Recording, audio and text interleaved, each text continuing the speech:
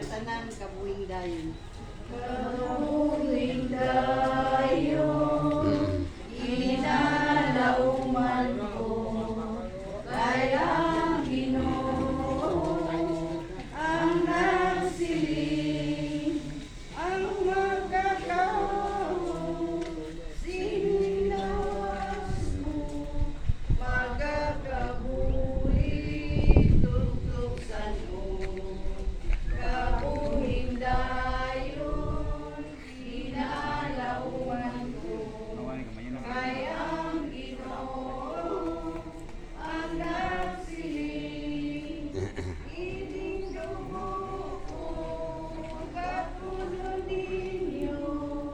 Kabuhing dayon, idolot ko. Kabuhing dayon, inalauman ko, kaya ang Ginoo ang nagsiling. Ako ang dalan para sa inyo, ang magatuon ko. Ang atunod na pilihan nagpapalas pagdahil ni Kristo. Kabay pa ang Ginoo magbaton sa iya sa labisa sa mga anak sa Diyos sa langit. Sing may pagtuon ug paglaom sa kabuhi nga dayon. Puligan natin siya sa aton nga pangamuyo. Mangamuyo kita sa ginapana sa aton kaugalingon. Gabay nga kita nagakasubo karon nga mayusa sa aton udon sa laing adlaw. Tingog kita magsugatak Kristo Jesus kung siya balik liwat sa kamiyaon.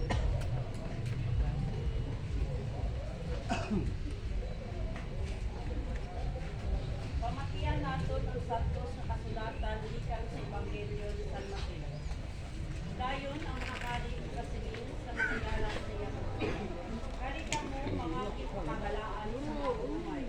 Pagkian ninyo ang inarian, handa para sa inyo, halin pagpapasa sa kalimutan. Ang Ebanghelyo sa Ginoo. Pagdayaw sa imo, O Kristo. Mga muyag tagaro sa Diyos, pagkabalaan sa sinulugman sa tutugtog sa silya. Kani at sa buwan at taksa ka pangamuyo, dayawan ang Ginoo nga atong Diyos. Dayawon ang Ginoo ang atong Diyos. Ang tanan na pagdayaw sa imong Ginoo ang tanan ng mga tinuga, pagdayaw sa iblaan kang buhi nga Diyos. Dayaw kang limaya ka namang pangul sa imong kaayo. Dayawon ang Ginoo nga atong Diyos. Imong gipagkabalaan ang puluyan sa mabuhi kag imong pasantos sa buhok sa mga minatay. Ikaw lamang nagabukas ang ganahan sa pagkamatag kag magatuloy sa among sufriyan sa mga santos.